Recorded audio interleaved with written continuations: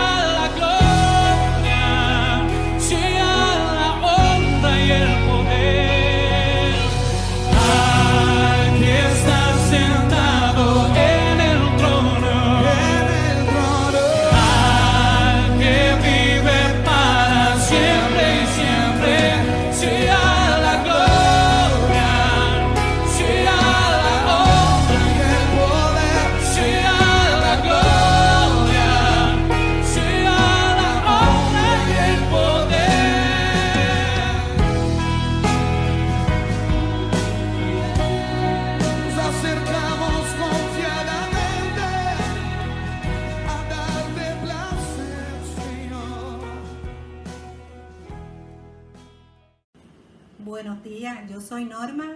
Y yo soy Normita. Dios les bendiga. En este día, una vez más, nos reunimos como iglesia de manera virtual, dando gracias a Dios por el privilegio de estar vivos, para honrarle, adorarle y glorificar su nombre.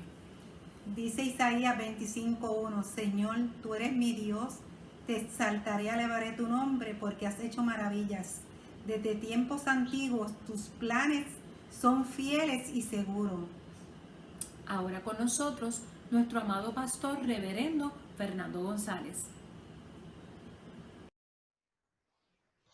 Bienvenidos a nuestro culto, que Dios les bendiga abundantemente. Vamos a comenzar este tiempo en oración. Vamos a orar. Únanse a mí en esta oración. Bendito y glorioso Señor, gracias por tantas bondades inmerecidas que tú tienes con nosotros. Y Dios, en este momento te quiero pedir por cada una de las personas que me está escuchando. Ábreles el corazón, dales entendimiento, llénales de bendición, Señor. Te pedimos protección, cuidado, salud. Todavía sigue la amenaza del COVID, de este virus mortal. Yo te pido, Dios, protección, salud, restauración del cuerpo, Dios. Gracias por lo que tú has hecho con el pueblo,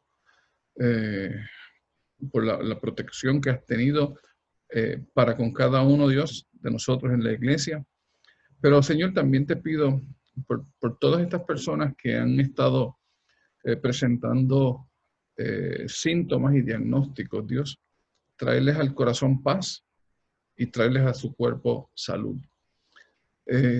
Hay enfermos entre nosotros, cuídalos y bendícelos, mi Dios. Gracias, Señor, por este tiempo que tenemos juntos. Gracias, mi Dios, por cada persona que está participando en esta mañana. En el nombre de Jesús, para tu gloria es que estamos reunidos. Amén. Amén. Bendito sea el nombre del Señor. Y seguimos adorando, dando gracias a Dios por todas sus maravillas. Y dice el Señor en su palabra en Primera de Crónicas 29:11, bendito seas, Señor, Dios de nuestro Padre Israel, desde siempre y para siempre. Tuyos son, Señor, la grandeza y el poder, la gloria y la victoria y la majestad. Tuyo es cuanto hay en el cielo y en la tierra. Tuyo también es el reino y tú estás por encima de todo. Amén. Continuemos adorando al Cristo de la gloria a través de las siguientes alabanzas a cargo de nuestra hermana Tania Salgado. Y reconociendo que la palabra de Dios es viva y eficaz, dispongamos nuestro corazón para luego escuchar la palabra que Dios tiene para nosotros en el día de hoy a través de nuestro pastor Fernando González.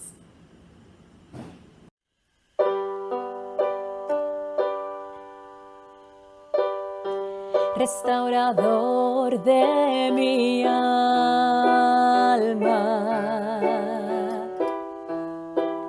sanas el dolor, redentor de mi ayer, oh te bendeciré.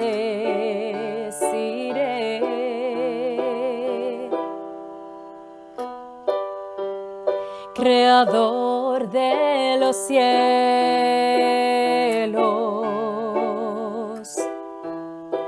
la tierra y el mar, el mundo se alegra, te glorificaré,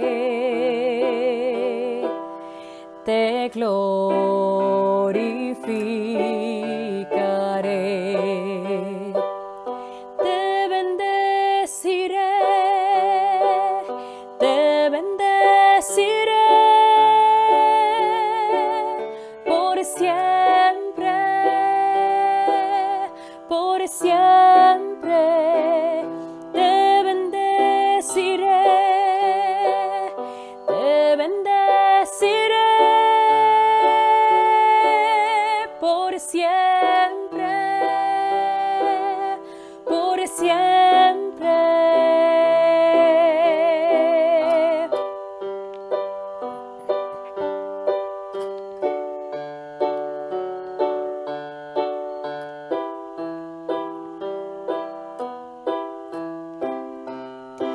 Por siempre, oh Señor,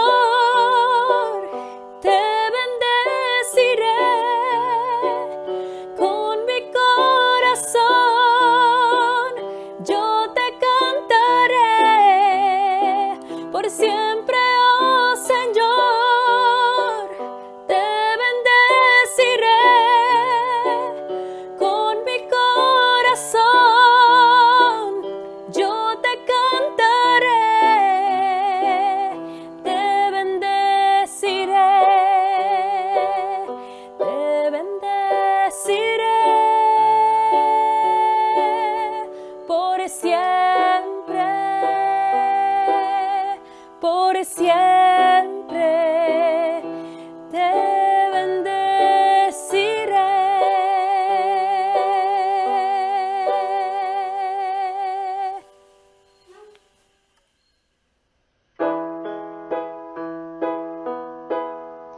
En tu presencia danzamos libres, cúbrenos en tu luz de amor, llévanos mucho más profundo, pues somos hijos del gran yo soy.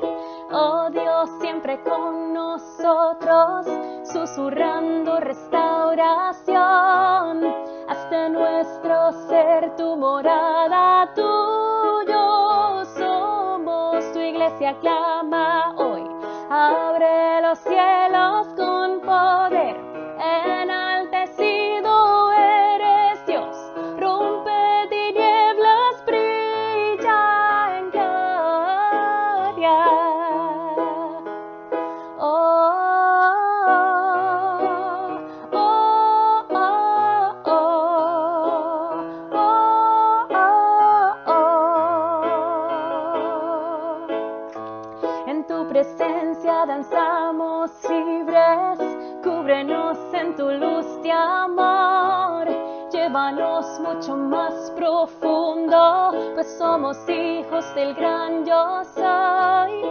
Oh Dios, siempre con nosotros, susurrando restauración, haz de nuestro ser tu morada, tuyo somos, tu iglesia clama hoy, abre los cielos con poder, enaltecido eres Dios, rompe tinieblas, brilla en gloria, tu iglesia clama hoy, abre los cielos con poder, enaltecido eres Dios, rompe tinieblas, brilla en gloria. gloria. Oh, oh, oh, oh, oh.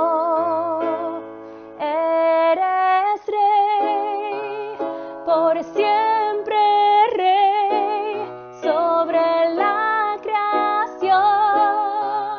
Tú eres rey, tú eres rey, por siempre rey, sobre la creación. Tú eres rey, tú eres rey, por siempre rey, sobre la creación. Tú eres rey, tú eres rey.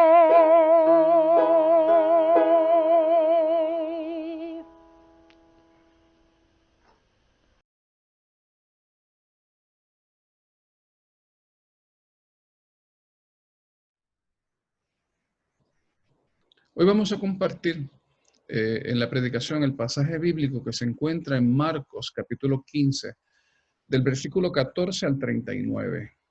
La palabra de Dios dice de esta manera. Pilato les decía, pues qué mal ha hecho, pero ellos gritaban aún más, crucifícale.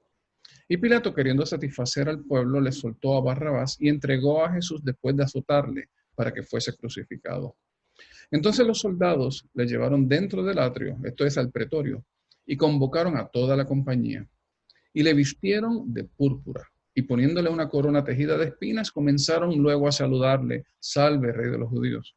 Y le golpeaban en la cabeza con una caña y le escupían, y puestos de rodillas le hacían reverencias.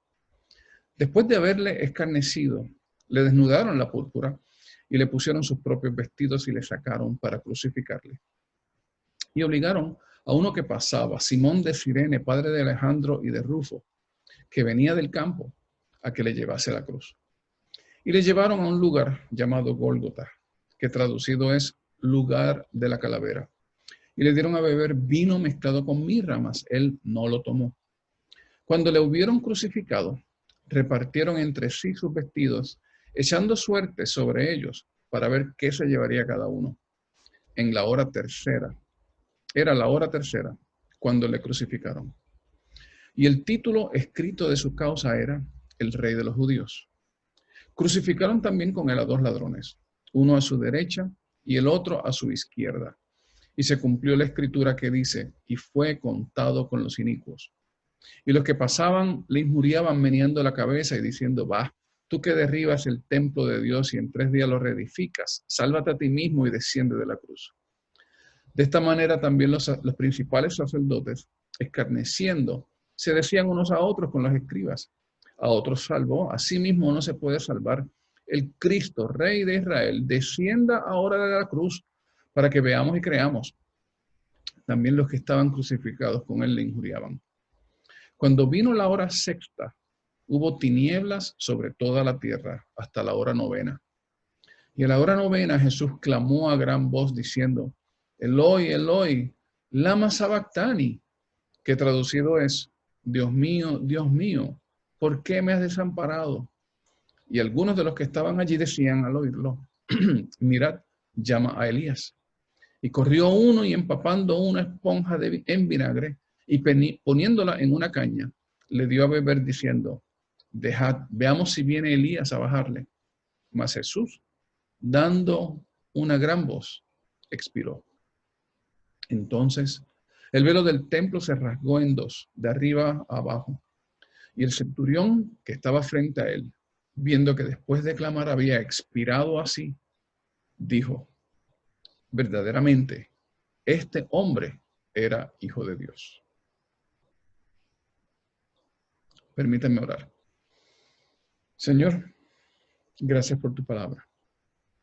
Gracias, Señor, por el testimonio escrito de los eventos que acontecieron aquel día en el Gólgota. Gracias por Jesús. Gracias, Dios, por su sacrificio. Y te pido que en este tiempo que vamos a estar juntos, tú permitas que mis labios sean un instrumento tuyo, que tu Espíritu Santo toque el corazón de todos cuantos escuchan, que ilumine el pensamiento, traiga luz al espíritu y tengamos, Dios, de esa forma, una reacción correcta. Bendito Dios, gracias, Señor. En el nombre de Jesús. Amén. Amén. Jesús tuvo un camino difícil de caminar el día de su muerte. Y el Evangelio de Marcos relata aquel camino que comenzó con el arresto, luego pasó con dos juicios diferentes, el de los judíos y el de Pilato. Y aquel camino que se estaba ocurriendo en aquel momento, lo estaba llevando a Jesús a través de varios pasos para que se cumpla una sentencia de muerte.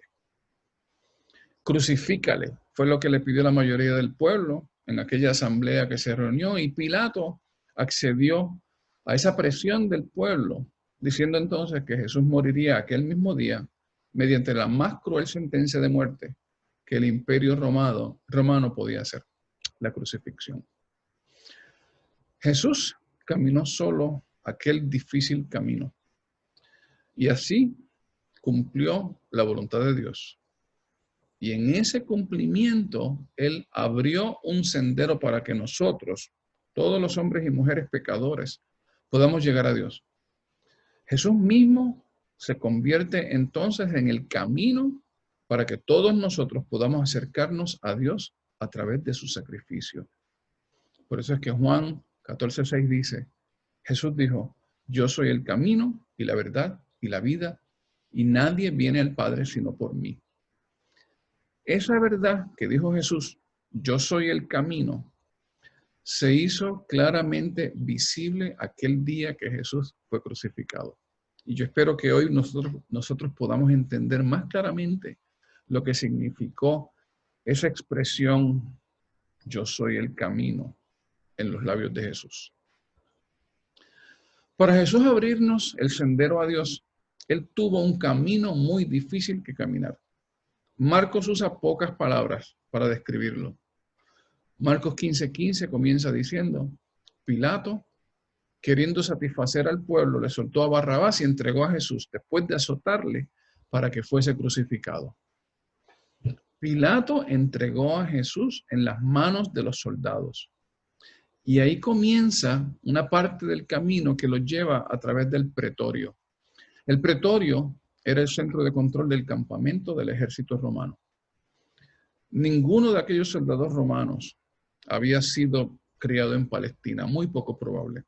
Ellos eran de otras partes del Imperio Romano, posiblemente oriundos de provincias cercanas o pudieran haber sido hasta oriundos de Italia.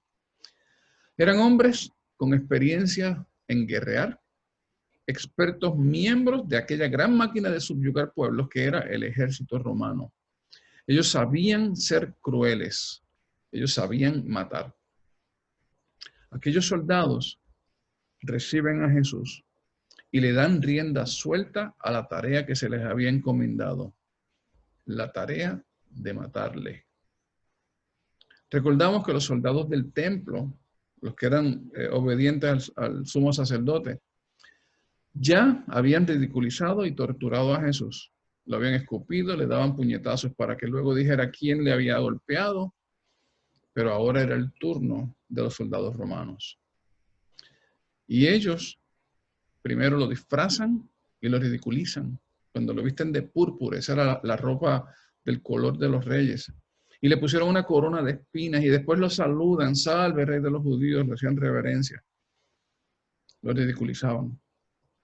Lo golpearon con una caña en la cabeza, lo escupieron y luego lo sacan de camino nuevamente para llevarlo a donde lo van a matar. El camino de Jesús fue uno con sufrimiento físico, no hay duda de eso. Pero los próximos pasos, después de salir del pretorio, añaden también un sufrimiento que pudiéramos llamar nosotros, incluye elementos emocionales, hasta espirituales. Y ese es el camino del Gólgota. Varios eventos se descubren en el Evangelio de Marcos en esta parte del caminar de Jesús. En el versículo 21 decía lo que leímos ahorita, que obligan a Simón de Cirene a cargar la cruz de Jesús. El pasaje no sugiere que Simón haya sido una persona que voluntariamente iba a ayudar a Jesús llevando la cruz. No fue por amor. No dice que haya sido un seguidor de Jesús. A él lo obligaron. Sin embargo, algunos piensan que cuando Marcos, que está redactando entonces el Evangelio y ofrece el nombre de Simón de Cirene, es porque esa persona, Simón de Cirene, ahora es alguien que la iglesia conoce. Quizá lo conocen hasta personalmente. Es muy posible que el inicio de la relación de Simón con Jesucristo inició en un momento raro, atropellado. Simón provenía de la provincia de Cirene, como nos dice Marcos. Cirene se encuentra en África. Por lo tanto, no necesariamente él estaba familiarizado con quién era aquel Galileo que estaba sentenciado a muerte y que a él le estaban diciendo, lleva esa cruz. Quizá él pudo pensar con sospecha, pero ¿quién es este criminal? O la cruz es de él, no es mía. No se confundan. Realmente, la preferencia de Simón no era ayudar a Jesús. Pero los soldados romanos lo obligaron y no le quedaba otra alternativa. Pero sin embargo, el evangelista Marcos nos da su nombre, nos da el nombre de sus dos hijos. Es muy posible que aquel africano Simón vino al conocimiento de cuál era la verdadera identidad del condenado a morir en la cruz que le obligaron a él cargar. Y llegó a ser entonces Simón de Cirene, papá de Alejandro y Rufo, que la iglesia reconoce y sabe quién es, porque es un hermano. Por eso es que Marcos, muy posiblemente, nos está dando el nombre y detalles de quién es este Simón, porque la iglesia lo conoce. La cruz es el símbolo cristiano más reconocible en todo el mundo. Donde hay una cruz, sabemos que hay una influencia cristiana. Sin embargo, esto es curioso, la palabra cruz solo es mencionada 4 veces en todo el Evangelio de Marcos. Y este versículo, el que leímos, el 15:21, es una de las 4 veces. El 15:21 dice así, y obligaron a uno que pasaba, Simón de Cirene, padre de Alejandro y de Rufo, que venía del campo, a que le llevase la cruz. 2 veces la palabra cruz ocurre en este mismo capítulo, 2 veces adicionales, pero es en el contexto de los insultos de los sacerdotes, cuando le dicen baja de la cruz. Pero la primera vez que la palabra cruz aparece en el Evangelio de Marcos, aparece en algo que tiene cierta similitud con lo que ocurre con Simón. Son las palabras de Jesús en Marcos 8:34 que dice que llamando a la gente y a sus discípulos les dijo, si alguno quiere venir en pos de mí, niéguese a sí mismo y tome su cruz y sígame. Algunos miran esto y sugieren que Simón, en cierta forma, en un sentido figurado, lo podemos mirar como un ejemplo de conducta para los seguidores de Jesús. En un sentido espiritual, los creyentes, aún reconociendo que tomar la cruz no es algo placentero, como seguidor de Jesús, nos detenemos, tomamos la cruz, quizás hasta regañadientes, y seguimos caminando al lado de Jesús. Jesús es el que nos da la motivación, y en cierta forma Simón nos dio un ejemplo. En el versículo 22 nos habla que le llevaron a Gólgota, a las afueras de la ciudad. Dice así, y le llevaron a un lugar llamado Gólgota, que traducido es lugar de la calavera. En Levítico nos muestra que el sacrificio que el sacerdote haría por el pecado del pueblo era un animal grande, un becerro, y que lo sacrificarían a las afueras de la ciudad. Levítico 4:21 dice esto. Y sacará el becerro fuera del campo y lo quemará como quemó el primer becerro. Expiación es para la congregación. Aquel primer becerro de que menciona es el becerro que se sacrificó primero por el pecado personal del sacerdote. Es que el sacerdote no puede ofrecer el sacrificio por el pecado del pueblo sin antes limpiarse de sus propios pecados. Pero el sacrificio para el pecado del pueblo lo sacrificaban fuera del campamento, fuera de la ciudad. Y Jesús fue sacrificado por el pecado de todo el pueblo, de todos los pueblos, fuera de la ciudad. Por eso es que lo sacaron a este lugar llamado Gólgota. Es como dice Hebreos, cuando nos habla de Jesús, en Hebreos 7:26 al 27 dice esto, hablando de Jesús, porque tal sumo sacerdote nos convenía, Jesucristo, santo, inocente, sin mancha, apartado de los pecadores y hecho más sublime que los cielos, porque no tiene necesidad cada día, como aquellos sumos sacerdotes, de ofrecer primero sacrificios por sus propios pecados y luego por los de los pueblos, porque lo hizo una vez para siempre, ofreciéndose a sí mismo. Claramente vemos, la Biblia nos enseña que Jesús es ese sacrificio, ese Cordero de Dios que se está llevando al Gólgota, a las afueras del templo, a las afueras de la ciudad, para entonces allí ser el sacrificio de perdón para todos nosotros. En el versículo 23 nos dice que le ofrecieron a beber vino y mirra, mas lo rechazó. Y le dieron a beber vino mezclado con mirra, mas él no lo tomó. Marcos 15:23. Ofrecerle a Jesús la mezcla de vino y mirra fue un acto de compasión hacia él. Pues se sabe que esa mezcla tiene un efecto analgésico, es más, soporífico, que provoca sueño, y que lo hacían para mitigar el dolor. Pero Jesús lo rechazó. Y no porque él disfrutara el dolor, nada de eso. No es porque en el dolor había una virtud. Él lo rechaza porque él sabe lo que realmente estaba pasando en aquella cruz. Aquello no era cualquier cruz. Aquella muerte no era una simple muerte. Si Jesús hubiese tomado el vino con mirra, hubiese quizá sufrido menos físicamente, pero quizás no hubiera podido expresar el profundo mensaje que él dio desde la cruz, que conocemos como las 7 palabras. Y en este pasaje bíblico vamos a escuchar algunas de esas palabras. Jesús quería y entendía la necesidad de hablar, de poder estar con una mente clara para entender, experimentar y proclamar desde la cruz la verdad. Su dolor fue voluntario para que nosotros podamos comprender qué fue lo que ocurrió en aquella cruz. En el versículo 24 dice así, Marcos 15:24, cuando le hubieron crucificado, repartieron entre sí sus vestidos, echando suerte sobre ellos para ver qué se llevaría cada uno. Marcos está narrando un evento, esa de repartición de la suerte de la ropa, que a primera vista como que no parece importante. Sin embargo, es de gran importancia, porque este es uno de los varios aspectos de lo que pasó aquel día que demuestran el cumplimiento fiel de varias profecías bíblicas sobre Jesús. El salmista David escribió un salmo que está lleno de profecías mesiánicas, el Salmo 22.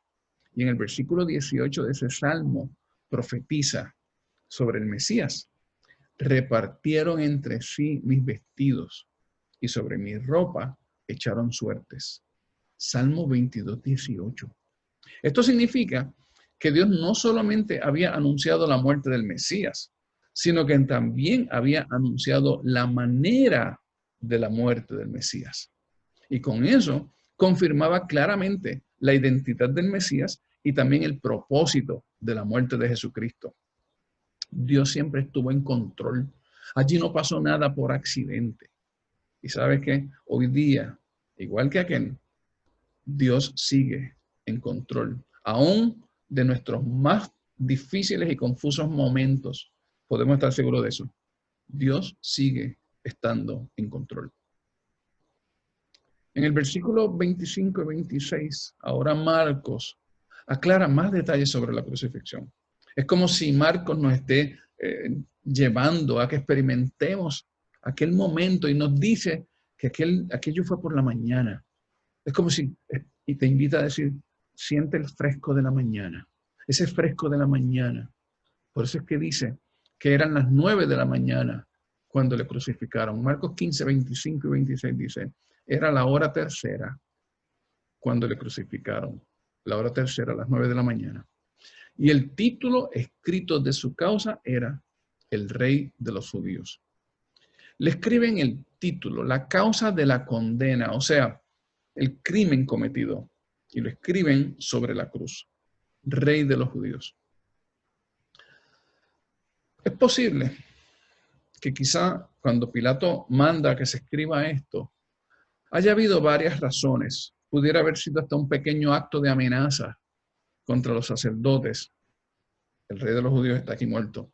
Pudiera ser también un acto de desquite irónico, diciendo precisamente, esta fue la acusación falsa de ustedes. Es como si Pilato les dijera, los sacerdotes dicen que es rey, pues aquí les presento al rey. Y está muriendo en una cruz. Era costumbre de la ley romana inscribir sobre la cruz el crimen por el que se estaba sentenciando a un reo de muerte. Pero más importante que eso, con esa inscripción, Rey de los Judíos, Dios estaba declarando, usando la mano del gentil Pilato, la verdadera identidad y la naturaleza de Jesús. El Rey de los Judíos. Y esa frase tiene un significado inmenso de dos maneras. Primero recordamos que Jesús es el mismo rey que los magos de Oriente buscaban luego de su nacimiento cuando quisieron ir a adorarle. Mateo 2:2 lo decía. Los magos diciendo, ¿dónde está el rey de los judíos que ha nacido? Porque su estrella hemos visto en el Oriente y venimos a adorarle. Rey de los judíos. La segunda manera es que reconocemos un significado especial e importante en esa frase, Rey de los Judíos. Cada vez que se celebraba la Pascua, los judíos tenían la costumbre de cantar y de recitar lo que se conoce como el Alel egipcio. Son unos salmos, del Salmo 113 al 118, y cantaban eso. Pero luego de haber hecho el cántico, ellos también hacían una oración, siempre la misma oración. Y esta oración decía así, desde la eternidad hasta la eternidad, tú eres Dios. Aparte de ti, no tenemos otro rey o redentor o salvador. No hay otro libertador ni proveedor. No tenemos otro rey aparte de ti. Y eso era lo mismo que todos los judíos iban a recitar también aquella misma noche. En la cruz moría uno que decía, Rey de los Judíos, que estaba dando su vida fuera de la ciudad, y era el mismo que ellos cantarían en esa noche, reconociendo que el Rey de los Judíos es Dios mismo. Dios estaba reafirmando la naturaleza divina de Jesucristo. El que estaba en la cruz era el verdadero Rey, el libertador, el redentor, el salvador. Ellos lo estaban recitando. El que estaba en aquella cruz es nuestro libertador, nuestro redentor, nuestro salvador, nuestro Rey. Aleluya. En los versículos 27 y 28, Marcos declara también que Jesús fue crucificado entre dos ladrones, cumpliendo así lo que la profecía bíblica escrita en el libro de Isaías dice. Leo Marcos 15, 27 al 28. Dice, crucificaron también con él a dos ladrones, uno a su derecha y el otro a su izquierda. Y se cumplió la escritura que dice, y fue contado con los inicuos. Esa frase es un segmento del versículo 12 de Isaías 53 que dice, por tanto, yo le daré parte con los grandes, hablando sobre el Mesías, y con los fuertes repartirá despojos. pero por cuanto derramó su vida hasta la muerte y fue contado con los pecadores, esa es la frase, y fue contado con los pecadores, con los inicuos, habiendo él llevado el pecado de muchos y orado por sus transgresores. Ya al final de esta etapa del Gólgota, los versículos 29 al 32 enumeran y describe a los sacerdotes burlándose de Jesús, meneando la cabeza según pasaban frente a la cruz, gritando: a otros salvó, sálvese a sí mismo, desciende de la cruz para que veamos y creamos. Y nuevamente vemos la precisión del cumplimiento profético en Jesús. El Salmo 109, verso 25 dice: yo he sido para ellos objeto de oprobio. Me miraban y burlándose meneaban su cabeza. En el Evangelio, en este momento, el foco va cambiando y vamos a ver y entender el camino que Jesús estaba abriendo por la humanidad desde aquella cruz. Ahora el foco es a Jesús abriendo el camino hacia Dios. Marcos 15, del 33 al 36, dice de esta manera: cuando vino la hora sexta, hubo tinieblas sobre toda la tierra hasta la hora novena. Y a la hora novena Jesús clamó a gran voz diciendo: Eloi, Eloi, lama sabactani, que traducido es: Dios mío, ¿por qué me has desamparado? Y algunos de los que estaban allí decían al oírlo: mirad, llama a Elías. Y corrió uno y empapando una esponja en vinagre y poniéndola en una caña, le dio a beber diciendo: dejad, veamos si viene Elías a bajarle. Desde las 12 del mediodía hasta las 3 de la tarde hubo oscuridad. No se sabe cómo esto ocurrió. Un evento mayor, sobrenatural, definitivamente algo que la misma naturaleza, el mismo universo estaba de esa forma declarando solemnidad. Es como si todo el universo se hubiera detenido en aquel momento. Algo solemne estaba pasando. Dios lo estableció así. A las 3 de la tarde, imaginamos que aún todavía en tinieblas, este relato que nos hace Marcos dice que algo asombroso comenzó. Jesús grita y la expresión que hace es un misterio. Un misterio que la gente que estaba allí escuchando lo malinterpretaron. Él dijo: Eloi, Eloi, lama sabactani. Los curiosos que estaban allí entendieron que estaba llamando a Elías. Y entonces ellos se estaban preguntando: ¿se aparecerá Elías? Vamos a ver. Alguien entonces corre y busca vinagre para darle de beber, y de esa manera otra profecía bien específica se cumple. Esta vez la encontramos en el Salmo 69, 21, que dice: me pusieron además y él por comida y en mi sed me dieron a beber vinagre. Pero lo que Jesús estaba gritando desde la cruz fue: Dios mío, ¿por qué me has desamparado? Y ese es el grande misterio. Jesús, que Dios encarnado, la segunda persona de la Trinidad, clama el abandono de Dios allí en la cruz. Y eso es un misterio. Y sin embargo, ese mismo misterio fue profetizado también por los salmos. El Salmo 22:1, el Salmo de David, dice, el primer verso: Dios mío, ¿por qué me has desamparado? ¿Por qué estás tan lejos de mi salvación y de las palabras de mi clamor? ¿Qué es lo que estaba pasando en la cruz aquel día? La Biblia explica. Isaías 53:5 nos explica. Dice: mas él herido fue por nuestras rebeliones, molido por nuestros pecados. El castigo de nuestra paz fue sobre él, y por su llaga fuimos nosotros curados. El castigo de nuestra paz, para que nosotros tuviéramos paz, el castigo fue sobre él. La Biblia lo explica en 2 Corintios 5, 19 y 21, cuando dice que Dios estaba en Cristo reconciliando consigo al mundo, no tomándole en cuenta a los hombres sus pecados, y nos encargó a nosotros la palabra de la reconciliación. Al que no conoció pecado, por nosotros lo hizo pecado, para que nosotros fuésemos hecho justicia de Dios en él. Mira, amigo y amiga, yo oro que puedas entender esto bien. En la cruz, aquel día, ocurrió lo que permite nuestra salvación. Dios tomó el pecado nuestro y se lo puso a Jesús. La Biblia dice, lo hizo pecado.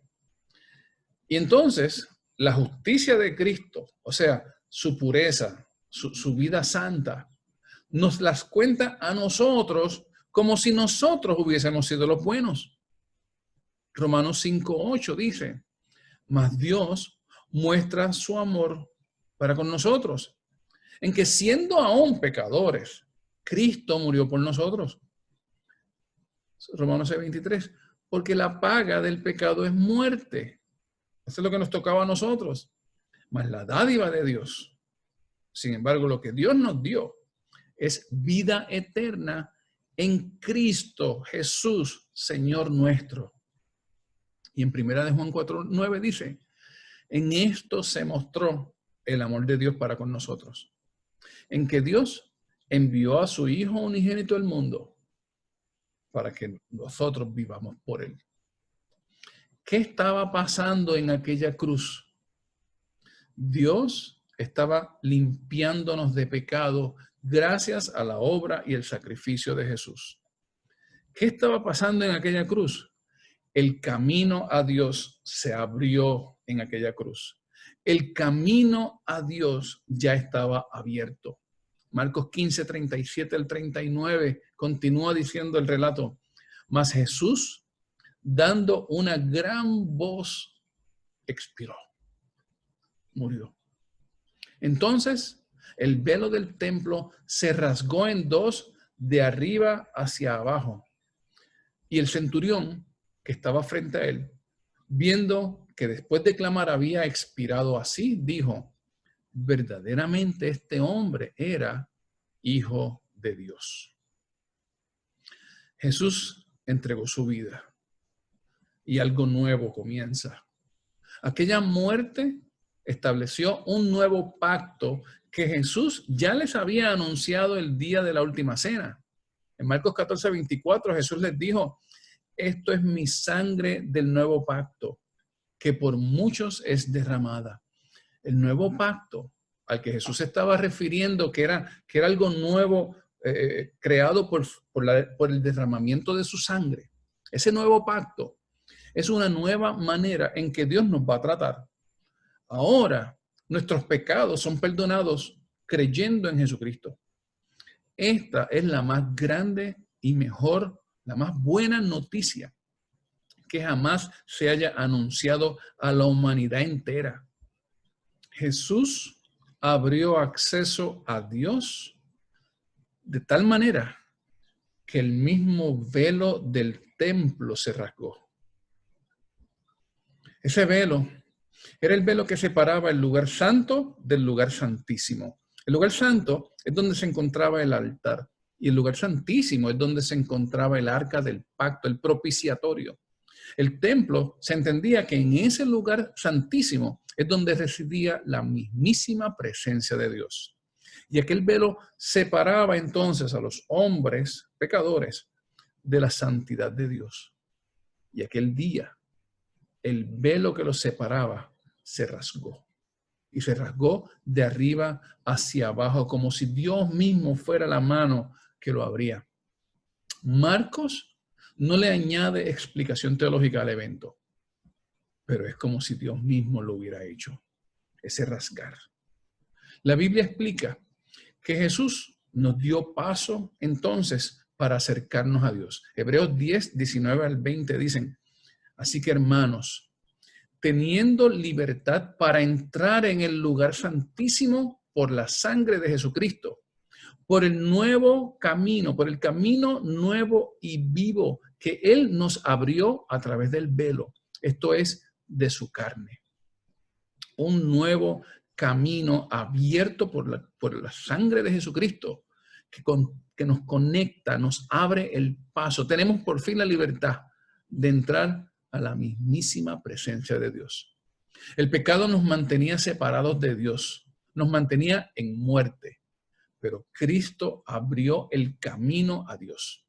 Lo hizo mediante su muerte, lo hizo entregando su vida. Y así nos da a nosotros vida y nos da vida en abundancia. El relato de Marcos nos dice que finalmente el líder de los soldados romanos que crucificaron a Jesús, otro gentil, habiendo observado todo lo que pasó aquel día, reconoció que la única explicación para todo lo que pasó allí era reconocer que Jesús es el Hijo de Dios. No había otra explicación posible. Jesucristo es el Hijo de Dios. Esa es una declaración importantísima. La declaración del centurión es la declaración de fe que reconoce que Jesús es nuestro Salvador. Juan 1:14 dice, y aquel verbo fue hecho carne y habitó entre nosotros y vimos su gloria, gloria como del unigénito del Padre, lleno de gracia y de verdad. Esa es la realización del centurión. Eso mismito es lo que el centurión declaró. Él había visto al Hijo de Dios. Y por eso Juan 3:16 declara, porque de tal manera amó Dios al mundo que ha dado a su Hijo unigénito. Y lo dio para morir, para que todo aquel que en Él cree no se pierda, tenga vida eterna. Aquella es la declaración de fe con la que aquel hombre grande declaró aquel día. Aquel hombre grande, el centurión, un hombre de autoridad, él la declaró ese día. Y esa es la misma declaración que hoy hacemos y hace que nosotros alcancemos hoy día y nos cubra hoy día aquel sacrificio que Él vio. La muerte de Jesucristo, la salvación que Él trae, la vida que Él entrega por nosotros y la vida eterna que recibimos, nos alcanza sabiendo, creyendo, declarando que Jesucristo es el Señor, que Jesucristo es el Rey, que Jesucristo es el Salvador. Y el tiempo de tu salvación es hoy. El tiempo de tu salvación es ahora. Segunda de Corintios 6:2 dice, en tiempo aceptable te he oído y en tiempo de salvación te he socorrido. He aquí, ahora el tiempo aceptable. He aquí, ahora el día de salvación. Jesús hizo todo lo que hacía falta y nadie más lo podía hacer. Nadie más lo pudo jamás hacer. Nadie más le puede añadir. Jesús hizo todo. No existía ninguna otra manera y por eso fue que Dios dio a su Hijo. Y su Hijo abrió entonces el camino para que nosotros alcancemos a Dios. Jesús es el camino, la verdad y la vida. Y nadie viene al Padre si no es por Él. Hoy yo te he tratado de explicar lo que pasó en aquella cruz. Y por eso, hoy yo vengo a cumplir la misma palabra de Dios cuando dice en 2 Corintios 5:20. Así que somos embajadores en nombre de Cristo, como si Dios rogase por medio de nosotros. Os rogamos en nombre de Cristo, reconciliaos con Dios. Por lo tanto, hoy yo soy embajador en el nombre de Cristo. Como si Dios rogase a ti por medio de mí. Y yo te ruego en el nombre de Cristo, reconcíliate con Dios. reconcíliate con Dios. Mira a Jesucristo. Reconoce quién Él es y acepta su perdón. Pon tu esperanza en Él. Pon tu esperanza en la verdad que Él es. Pon tu esperanza en quién Él es, porque Él es el Señor. Él es Dios encarnado. Él es el Redentor. Él es tu Salvador. Él es mi Salvador. Él es mi Rey. Cree en el Señor Jesucristo para que seas salvo. Cree en el Señor Jesucristo para que seas salvo. Vamos a orar. Señor,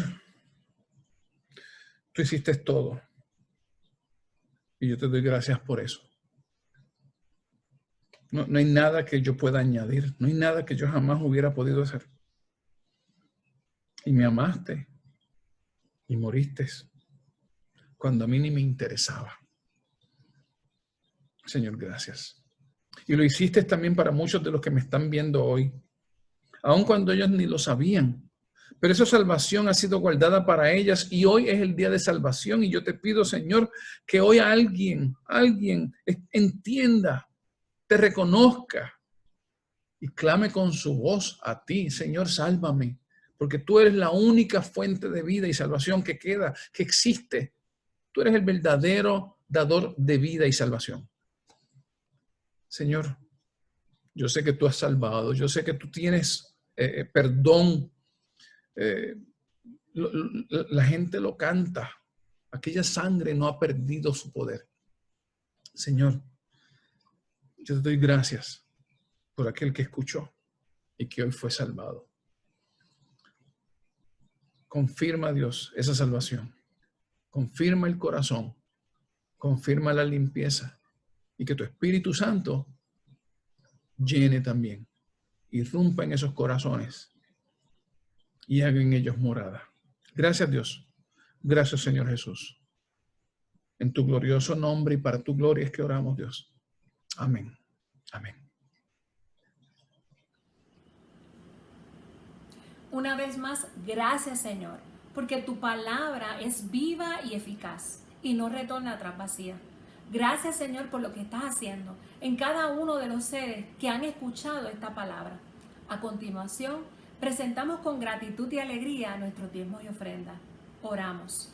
Señor, gracias por esta ofrenda que se van a recibir, Señor.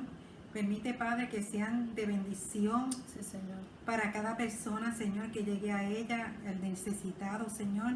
Y también, Señor, para extender tu reino, para que cada persona te conozca, Padre, y que esa palabra llegue a cada rincón del mundo entero. Sí, mi Dios. Todo te lo pedimos en el nombre poderoso de nuestro Señor Jesucristo. Amén. Amén. Gracias, Señor.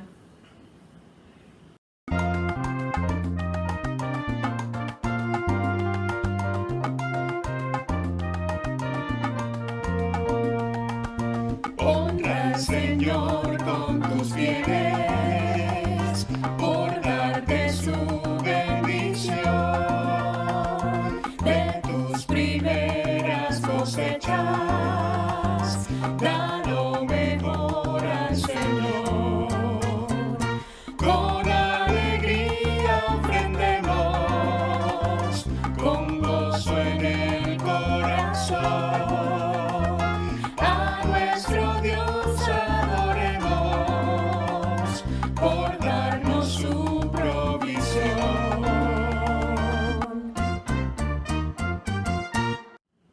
Ahora nos alegramos celebrando los cumpleaños y aniversarios de nuestros hermanos.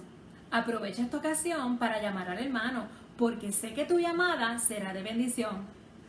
¡Felicidades! Dios los bendiga. Amén.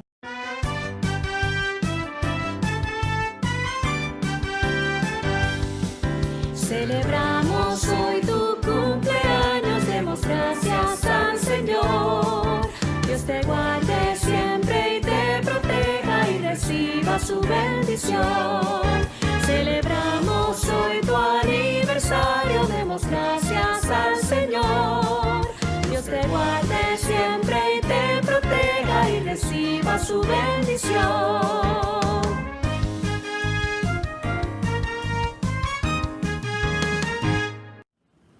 Nos hemos gozado en grande manera el día de hoy. Ahora con nosotros el pastor Fernando González con la bendición pastoral. Y luego veremos los anuncios para la semana. Nosotras nos despedimos. Dios me los guarde y los bendiga. Completamos nuestro tiempo de alabanza, de oración, de predicación. Y completamos en oración. Vamos a orar. Bendito Dios, glorioso sea tu nombre, reconocido por todos que tú eres el Hijo de Dios, el Salvador. Gracias te damos, Dios, por tu palabra. Gracias te damos por tu Espíritu, que es el que nos las hace entender. Yo te pido, Dios, que nosotros como iglesia nunca olvidemos que hemos sido dados de ti la encomienda de ser embajadores tuyos, de predicar este evangelio, de anunciar la buena noticia de que en Jesucristo únicamente hay salvación y esa salvación está accesible a todos, Dios. Que nosotros como iglesia jamás lo olvidemos. Bendito Dios, te adoramos. Guárdanos, manténnos sanos, manténnos saludables, manténnos firmes, Señor, en tu camino. Y aquel que es poderoso para guardarnos sin caída y presentarnos delante de su gloria con gran alegría, al único y sabio Dios nuestro Salvador. A él sea gloria y majestad, imperio y potencia, hoy y por todos los siglos. Aleluya y amén. Que Dios les bendiga y los guarde.